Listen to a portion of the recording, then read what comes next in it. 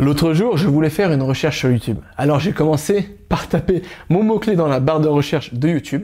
Et d'une recherche qui devait durer seulement 30 secondes, je me suis fait avoir et j'ai passé plus de 2h45 sur YouTube.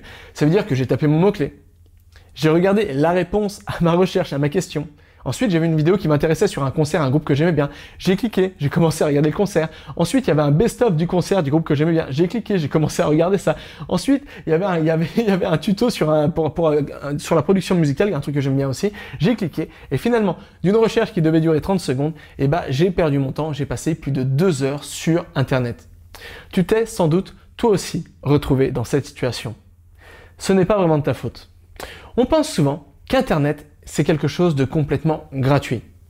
C'est loin d'être vrai. Depuis 2012, il y a un nouveau modèle économique sur Internet. Et ce modèle économique, finalement, au premier regard, il est difficile de comprendre ce modèle. Ce modèle économique, c'est le modèle de l'attention. Tu le sais certainement.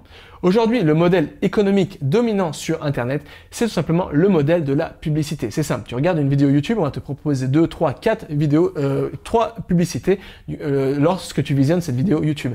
Tu vas lire un article sur Internet, et au milieu de cet article, tu auras des bannières de publicité comme ça. Ce modèle économique, il est assez simple. Plus un utilisateur reste longtemps sur un site donné, plus il va consommer, il va voir des publicités, et donc plus il va rapporter de l'argent. C'est pourquoi finalement, la plupart des GAFA, Google, Facebook, Amazon et tant d'autres, payent des ingénieurs des milliers et des milliers d'euros pour développer des algorithmes qui vont se baser sur les biais cognitifs humains pour pouvoir capter notre attention et pour pouvoir la garder le plus longtemps possible.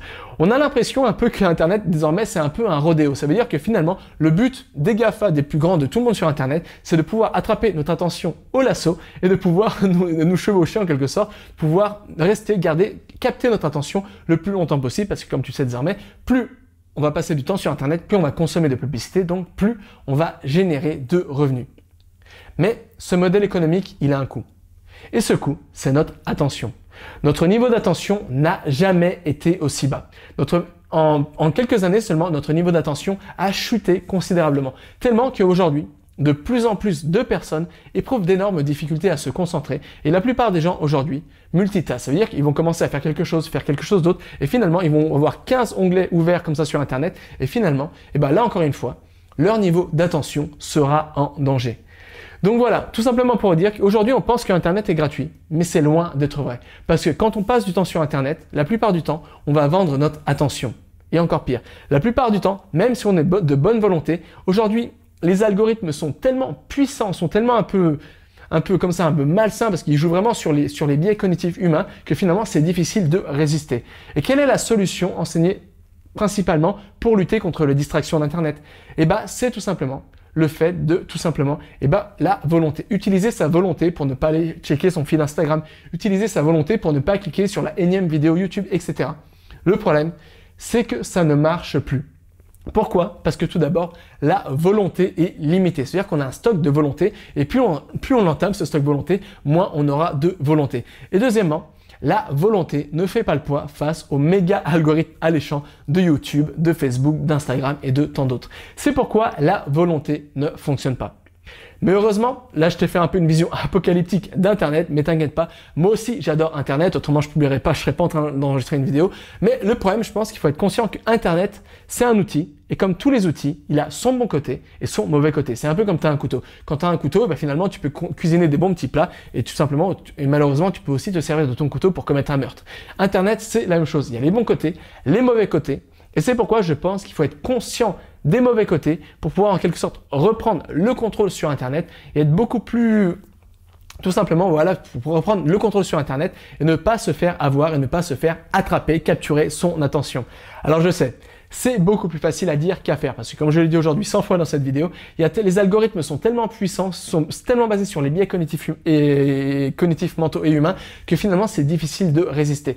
Et moi-même, bien que je suis très conscient de ces problèmes, je me fais chaque jour avoir et des fois je me retrouve à regarder 5-6 vidéos d'affilée sur YouTube ou etc. ou sur Instagram et finalement je me rends compte que finalement moi aussi je me suis fait aspirer par ces algorithmes. Mais heureusement, des solutions existent et ces solutions sont assez simples à mettre en place. J'ai cherché pendant longtemps des solutions pour essayer d'avoir les bons côtés d'Internet sans les côtés un peu négatifs d'Internet, c'est-à-dire le côté qu'on essaie de capturer ton attention, et pour pouvoir en quelque sorte filtrer Internet et avoir accès aux informations qui sont les plus importantes pour moi, et pour pouvoir surtout consommer ces informations de la manière la plus saine possible sans me faire hacker comme ça mon attention. Et c'est pourquoi j'ai pensé à créer un système, et ce système, je te l'explique en détail dans un fichier audio, et tu peux écouter tout ça en cliquant sur le premier lien se trouvant sous cette vidéo. Donc voilà, je te laisse le temps de prendre connaissance de tout ça, et jusqu'à là, n'oublie pas, tout est possible avec cet apprendre.